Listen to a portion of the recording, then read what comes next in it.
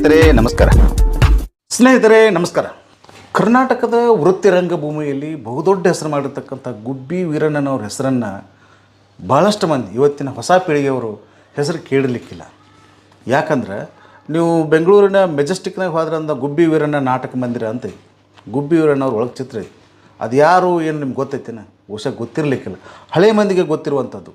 ಹಳೆ ಮಂದಿಗೆ ಯಾಕಂದ್ರೆ ಈಗ ಒಂದು 40-50 ವರ್ಷ ಇದ್ದವ್ರಿಗೆ, 70 ವರ್ಷ ಇದ್ದವ್ರಿಗೆ, ಯಾಕಂದ್ರೆ ನಾಟಕದ ಬಗ್ಗೆ ಅವ್ರ ಇತಿಹಾಸದ ಬಗ್ಗೆ ಅರಿವು ಇರುವಂಥದ್ದು. ಸ್ನೇಹಿತರೆ, ಅಂಥ ದೊಡ್ಡ ರಂಗಭೂಮಿಯಿಂದ ಕರ್ನಾಟಕ ಲೆಜೆಂಡ ಅಂತ ಹೆಸರು ಮಾಡಿರ್ತಕ್ಕಂಥ ಗುಬ್ಬಿ ವೀರಣ್ಣನವ್ರ ಕಂಪ್ನಿಯಿಂದನೇ ಡಾಕ್ಟರ್ ರಾಜ್ಕುಮಾರ್ ಅವರು ಕನ್ನಡ ಚಿತ್ರರಂಗಕ್ಕೆ ಬಂದಿದ್ದು.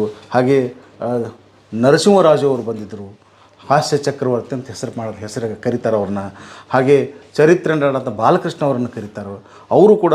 ಆಮೇಲೆ ಚೋಮನದುಡಿ ವಾಸುದೇವರಾವ ಅವರು ಕೂಡ ಈ ಗುಬ್ಬಿ ವೀರಣ್ಣನವರ ರಂಗಮಂದಿರದಿಂದ ಬಂದಂಥವ್ರು. ಅಲ್ಲಿ ಪಳಗಿ ಇಲ್ಲಿ ಕನ್ನಡ ಚಿತ್ರರಂಗಕ್ಕೆ ಬಂದಂಥವ್ರು. ಸೊ ಆ ಗುಬ್ಬಿ ವೀರಣ್ಣನವರ ಇತಿಹಾಸದ ಬಗ್ಗೆ ಇವತ್ತಿನ ಪೀಳಿಗೆ ನಮಗೂ ಸಹಿತ ಯಾರಿಗೂ ಗೊತ್ತಿರದೇ ಇರುವಂಥ ಹಲವಾರು ವಿಚಾರಗಳನ್ನು ಹೇಳಲಿಕ್ಕೆ ನಮ್ಮ ಮುಂದೆ ಹಾಜರಿದ್ದಾರೆ.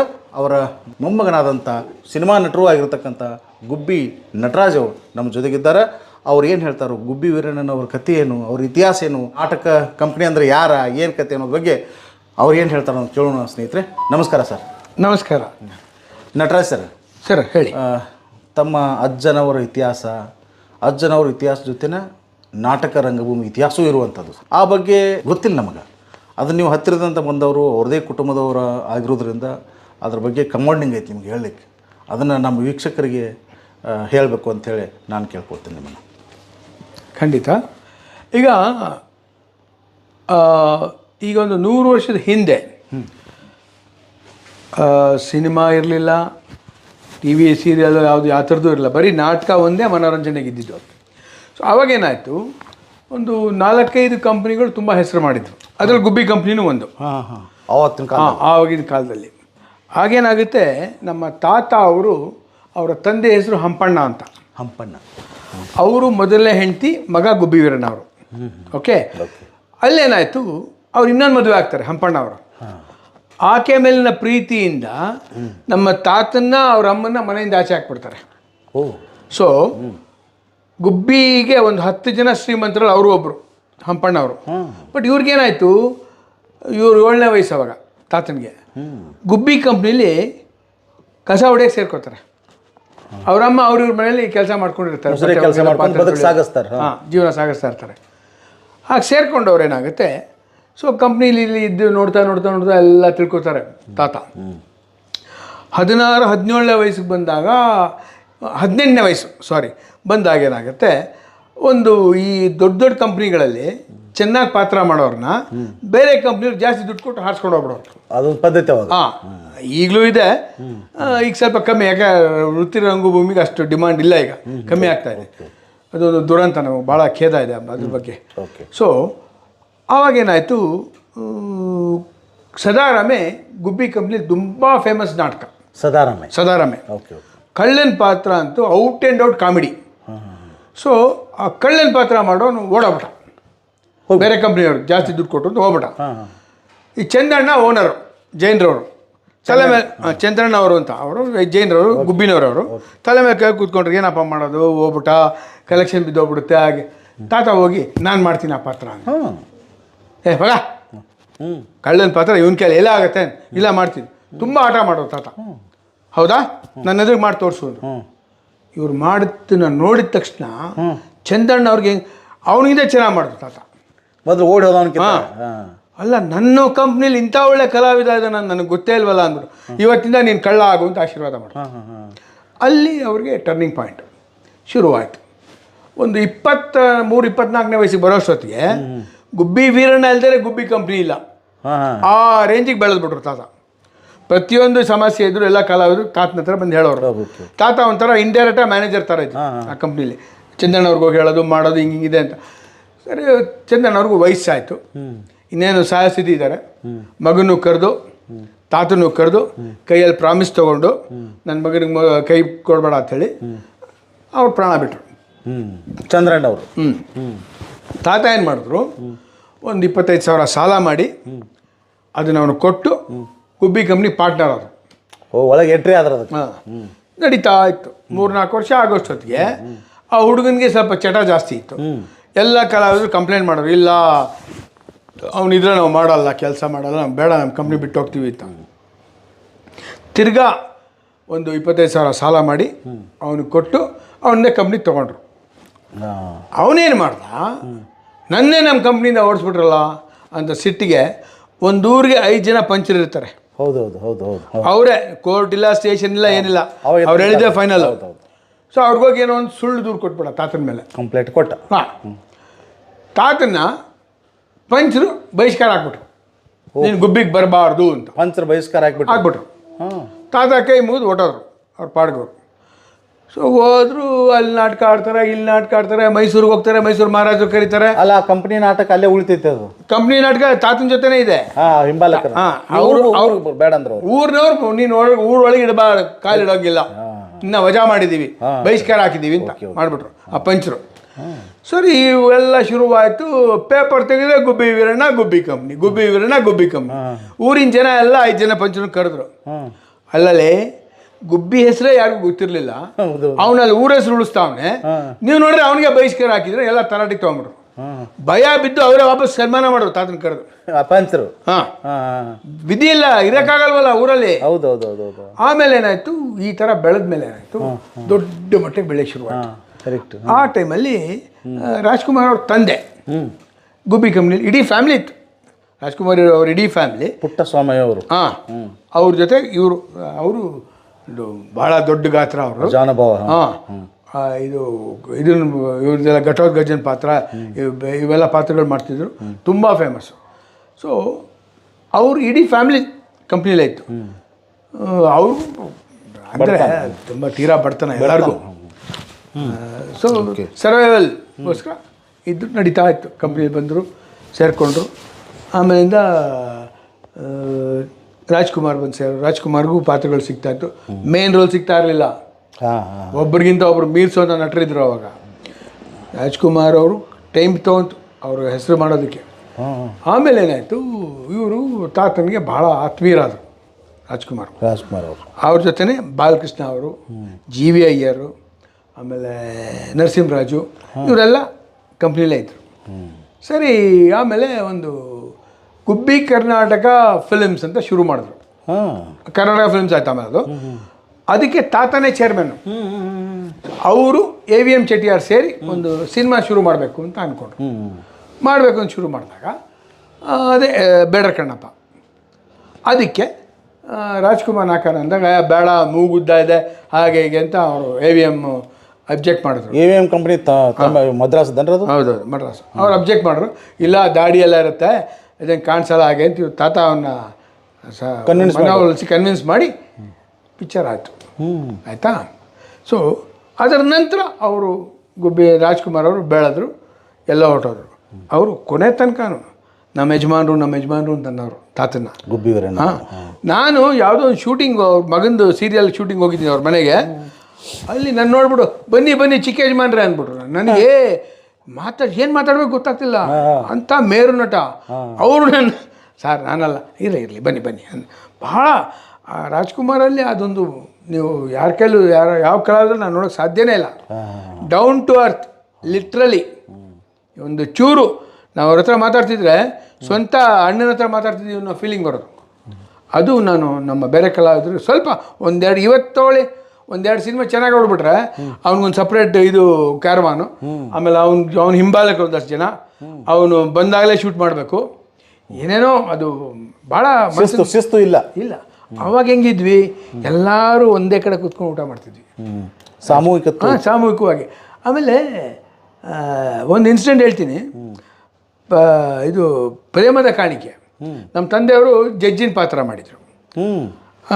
ಇವರು ರಾಜ್ಕುಮಾರ್ ಅವರು ಮೇನ್ ರೋಲು, ನಾನು ಬೇರೆ ಯಾವುದೋ ಶೂಟಿಂಗ್ ಇತ್ತು ನಂದು ಮಡ್ರಾಸಲ್ಲಿ, ಅಲ್ಲೇ ಶೂಟಿಂಗ್ ಆಗಿದ್ದಿದ್ದು. ಆವಾಗ ನಾನು ನಮ್ಮ ತಂದೆ ಜೊತೆ ಹೋಗಿದ್ದೆ. 14 ಜನ ಇದ್ದೀವಿ ಊಟಕ್ಕೆ. ನಾನು ನಮ್ಮಪ್ಪ ಇಬ್ಬರೇ ವೆಜಿಟೇರಿಯನ್, ಮಿಕ್ಕವರೆಲ್ಲ ನಾನ್ ವೆಜ್. ಸೊ 12 ಜನಕ್ಕೆ 12 ಕೋಳಿ ಕಾಲು ತಂದಿದ್ದ ಅವನು. ಆಯಿತಾ. ಒಬ್ಬೊಬ್ರಿಗೂ ಒಂದೊಂದು ಆಟ. ರಾಜಾಶಂಕರ್ ತಿಂತಾ ಇದ್ದವರು ತುಂಬ ಚೆನ್ನಾಗಿದೆ ಅಂದರು. ರಾಜ್ಕುಮಾರ್ ಅವರು ತಮ್ಮ ತಟ್ಟೆಯಿಂದ ತೆಗೆದು ಅವನಿಗೆ ಹಾಕ್ಬಿಟ್ರು. ನಾವು ತಲೆ ಮಾಂಸ ತಿನ್ನಂತೇಳಿ ತರ್ತೀವಿ. ಅವನು ಪ್ರೊಡಕ್ಷನ್ ಬಾಯ್ ಬಡ್ಕೋತಾವನೆ ಅಣ್ಣವ್ರೆ ಅಂತ ದೊಡ್ಡ ಗುಣ ಅದು. ಭಾಳ ದೊಡ್ಡ ಗುಣ. ಆಮೇಲೆ ಇಂಥದ್ದು ಬೇಕು ಅಂತ ಅಂದರೆ ಊಟ ವೇಸ್ಟ್ ಮಾಡ್ರೆ ಇಷ್ಟಪಡ್ತಿರಲ್ಲ ರಾಜ್ಕುಮಾರ್.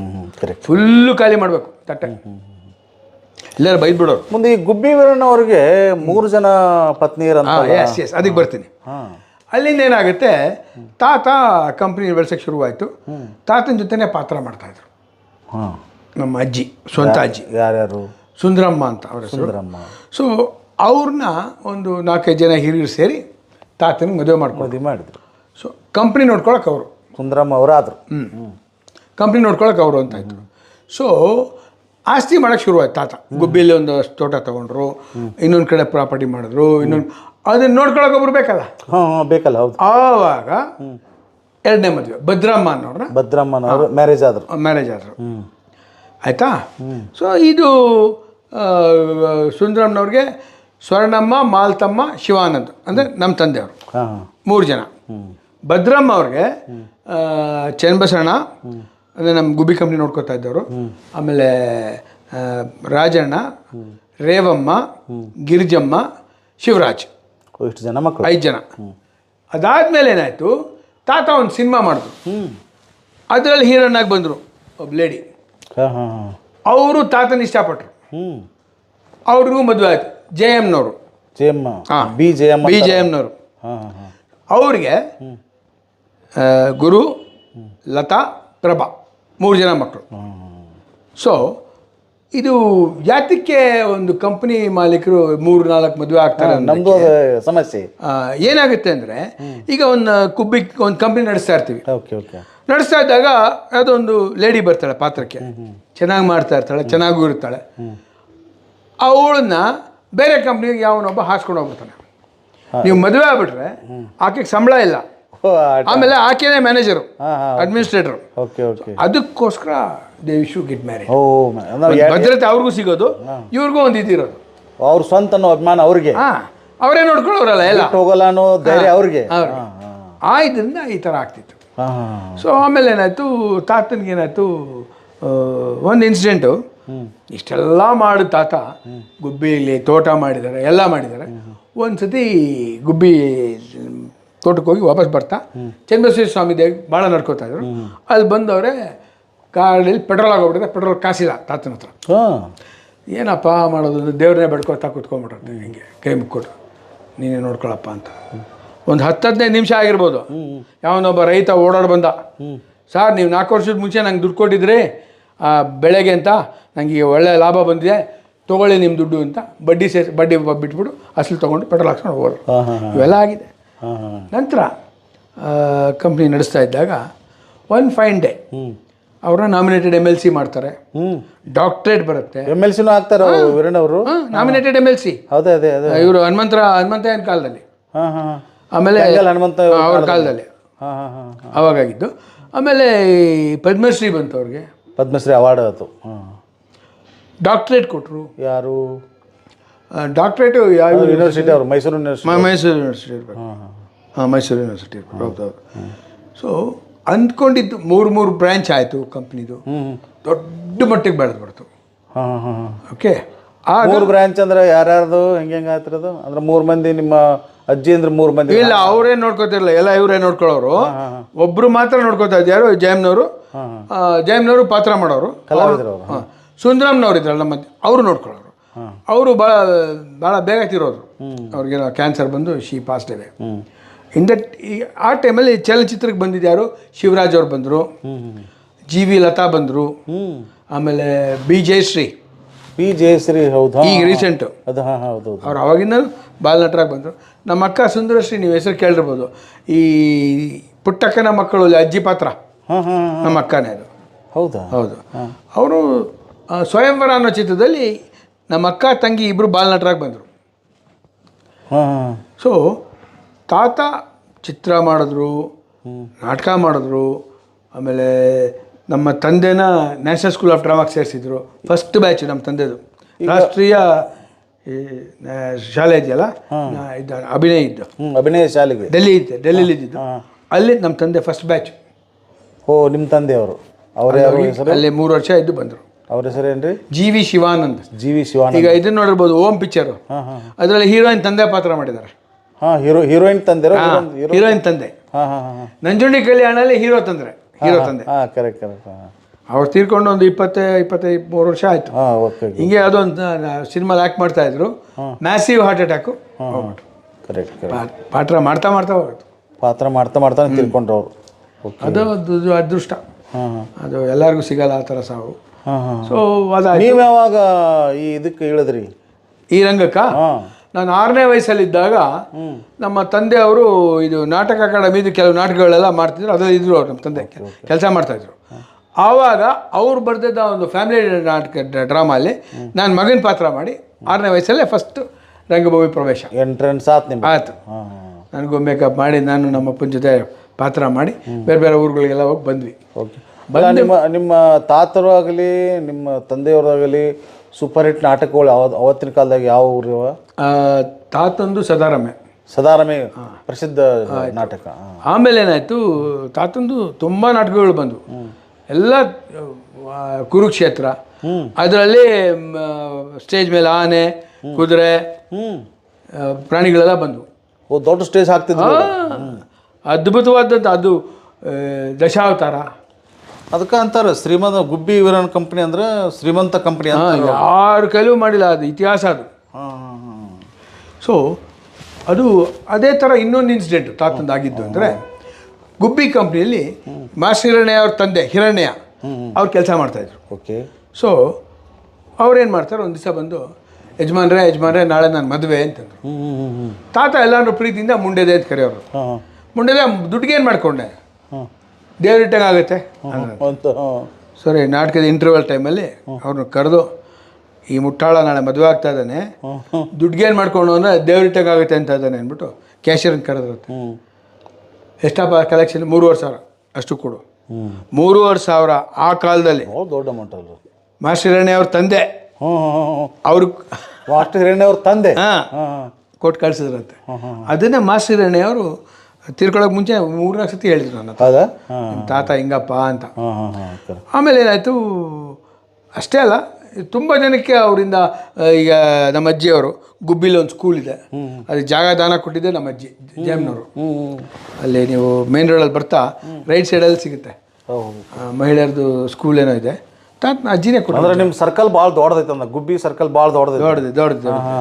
ಅವ್ರ ಮಕ್ಕಳು ಆಮೇಲೆ ಎಲ್ಲ ಕಲಾವಿದ್ರೆ. ಈಗ ಸಂಗೀತ ನನಗೆ ತಂಗಿ ಆಗಬೇಕು. ಸಂಗೀತ ಯಾರು? ಅದೇ ಸಿನಿಮಾಲೆಲ್ಲ ಬರ್ತಾ ಇದ್ರು ರೆಗ್ಯುಲರ್ ಆಗಿ, ಸೀರಿಯಲ್ಲು ಸಿನಿಮಾ. ಕರೆಕ್ಟ್. ನನ್ನ ತಂಗಿ ಆಗಬೇಕು. G.V. ಲತಾ ತೀರ್ಕೊಂಡ್ರು, ಜೈನ್ ಸರ್ ಆಗಿದ್ರು, ಸಿನಿಮಾಲು ಮಾಡಿದ್ರು. ಎಮ್.ಎ. ತಮ್ಮಣ್ಣ, ಆಮೇಲೆ ಇನ್ನೊಂದು ಯಾವ್ದು ಪಿಕ್ಚರ್ ಅದು, ಕಲಾವತಿ, ಹೀರೋಯಿನ್ ಅವರು. ಅವರು ತೀರ್ಕೊಂಡು ಒಂದು 4 ವರ್ಷ ತೀರ್ಕೊಂಡು. ಅವರು ಕಲಾವಿದೆ. ಆಮೇಲೆ ಇವರು ಮಾಲ್ತಮ್ಮನವರು, ಅವರು ನಮ್ಮ ತಂದೆ ಅಕ್ಕ. ಶರಪಂಜರಲ್ಲಿ ಇವ್ರ ಅಮ್ಮನ ಪಾತ್ರ ಮಾಡಿದ್ದಾರೆ, ಹೀರೋ ಅಮ್ಮನ ಪಾತ್ರ. ಸ್ವರ್ಣಮ್ಮನವರು ಅಂತ ನೀವು ಕೇಳಿರ್ಬೋದು, ಭಾಳ ರೇಡಿಯೋ ರಂಗಮ್ಮ ಅಂತ ಬರುತ್ತೆ ಉಪಾಸನೆಯಲ್ಲಿ. ಆಚಾರವಿಲ್ಲದ ನಾಲಿಗೆ ಆರತಿ ಹೇಳೋದು ಅವ್ರ ಮೇಲೆ. ಹೌದನ್ರಿ? ಅಮ್ಮ ತಂದಿಡ್ತಾ ಇರ್ತಾಳೆ ಫಿಟ್ಟಿಂಗು. ಆ ಪಾತ್ರ ನಮ್ಮ ಅಜ್ಜಿ, ನಮ್ಮ ದೊಡ್ಡಮ್ಮನವ್ರು, ನಮ್ಮ ತಂದೆ ಅಕ್ಕ ಅವರು. ಈಗ ನಿಮ್ಮ ಖಂಡಿತ ಸೋದತ್ತೆ ಗೊತ್ತಾಗಲೇಬೇಕು ಅಂದರೆ, ಒಂದು ಸಿನಿಮಾ ಬಂತಲ್ಲ, ಪೃಥ್ವಿರಾಜ್ ಕಪೂರ್ ಆ್ಯಕ್ಟ್ ಮಾಡಿದ್ರಲ್ಲ, ಸಾಕ್ಷಾತ್ಕಾರ. ಅದರಲ್ಲಿ ಲಾಸ್ಟಲ್ಲಿ ಓ ಅಂದ್ಬಿಟ್ಟು ಇದೆ ಟೆಟಲಿಂಗ್, ಅದು ನಮ್ಮ ತಂದೆ ಅಕ್ಕ. ಅದರಲ್ಲಿ ಜಯಮ್ನವರು ಮಾಡಿದ್ದಾರೆ. ಆಮೇಲೆ ನಮ್ಮ ತಂದೆ ಅಣ್ಣ ಅವ್ರ ವೈಫ್ ಪ್ರಭಾವತಿ ಅವರು ಮಾಡಿದ್ದಾರೆ. ದೊಡ್ಡ ಸ್ಟಾರ್ ಕಾಸ್ಟ್ ಇತ್ತು ಕರೆಕ್ಟ್. ಆಮೇಲೆ ನಿಮ್ಮದು ಫಸ್ಟ್ ಸಿನಿಮಾ ಯಾವುದ್ರಿ? I will come to that. ಏನಾಯಿತು, ಇದೆಲ್ಲ ಆದಮೇಲೆ ಒಂದು ನಾಟಕದಲ್ಲಿ ಅದರಲ್ಲಿ ಪಾತ್ರ ಮಾಡ್ಕೊಂಡೇ ಇರ್ತಿದ್ದೆ. ರೆಗ್ಯುಲರಾಗಿ ಮಾಡ್ತಿದ್ದೆ, ನಮ್ಮ ಸ್ಕೂಲಲ್ಲಿ ಆಗೋ ನಾಟಕಗಳಲ್ಲಿ ಮಾಡ್ತಿದ್ದೆ. ಆವಾಗ ಏನಾಯಿತು, ಒಂದು ಇನ್ಸಿಡೆಂಟ್ ಆಯಿತು. ಒಂದು 5ನೇ ಕ್ಲಾಸ್ ಓದೋವಾಗ ನಮ್ಮ ಮೇಷ್ಟ್ರು ಒಬ್ಬ ರಣಜಿ ಟ್ರೋಫಿಗೆ ಹೋಗೋ ನಮ್ಮ ಸ್ಕೂಲಿಂದ ಒಬ್ಬ, ಅವನಿಂದ ನಮ್ಮ ಸ್ಕೂಲ್ ಹೆಸರೆಲ್ಲ ಬಂದಿತ್ತು ಪೇಪರಲ್ಲಿ ಒಂದು 5-6 ವರ್ಷಕ್ಕೆ ಮುಂಚೆ ಅಂತ. ಅದೇ ಹೇಳಿದರು, ಈ ಥರ ಯಾರು ಮಾಡ್ರೆ ಅದು ಹೆಸರುಗಳು ಬರುತ್ತೆ ನಮ್ಮ ಸ್ಕೂಲ್ದು ಅಂತ ಹೇಳೋರು.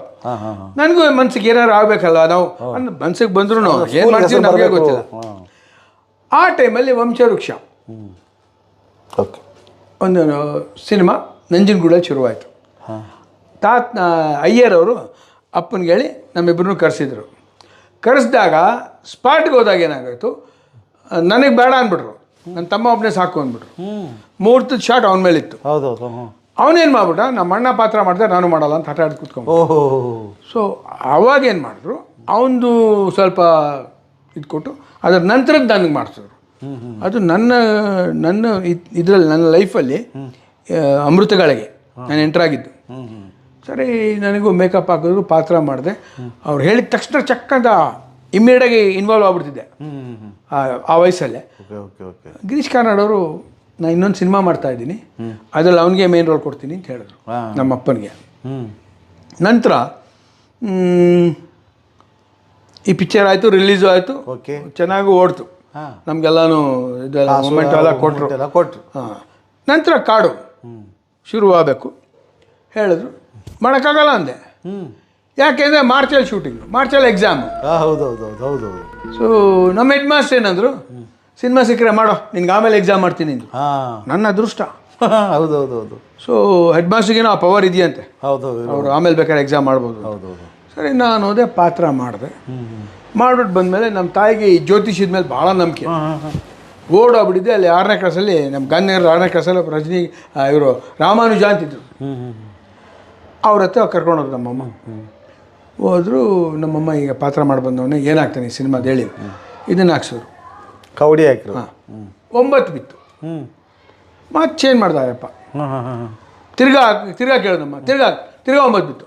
ನೋಡಮ್ಮ, ಈ ಸಿನಿಮಾದಿಂದ ಅವನು ಭಾಳ ದೊಡ್ಡ ಹೆಸರು ಮಾಡ್ತಾನೆ, ಏನು ತಲೆ ಕೆಡಿಸ್ಕೋಬೇಡ ಅಂತ ಹೇಳಿದ್ರು. ಕನ್ಫರ್ಮ್ ಆತು ಅಂತ ಬಂದ್ವಿ.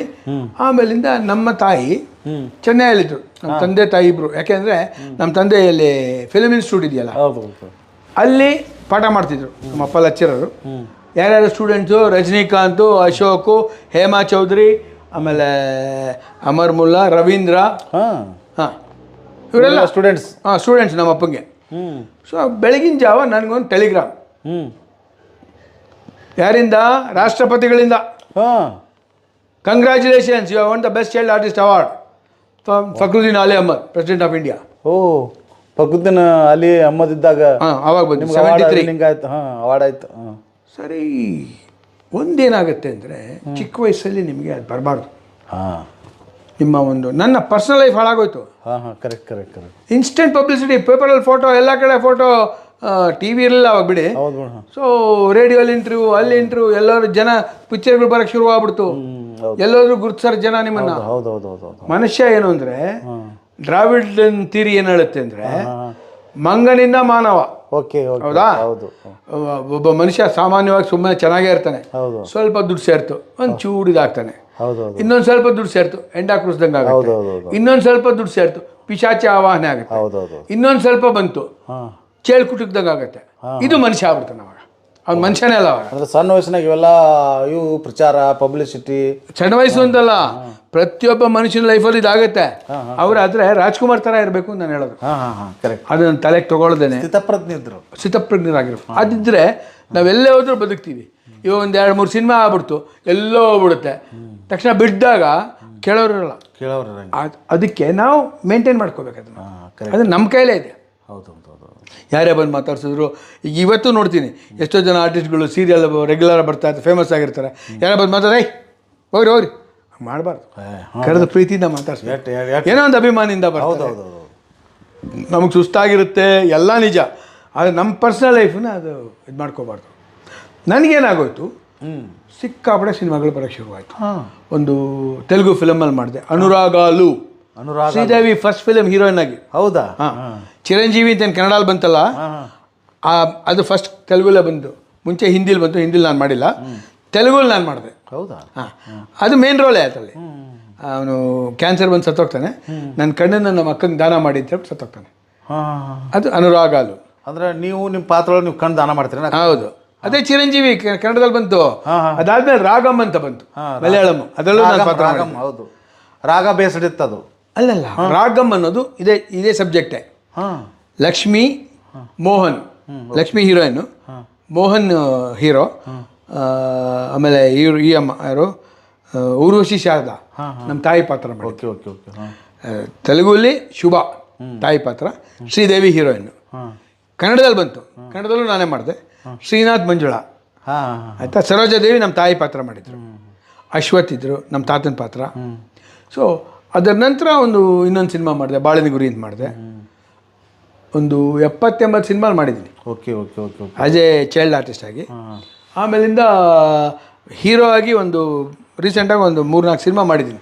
ಫಲಿತಾಂಶ ಅಂತ ಒಂದು, ಆಮೇಲೆ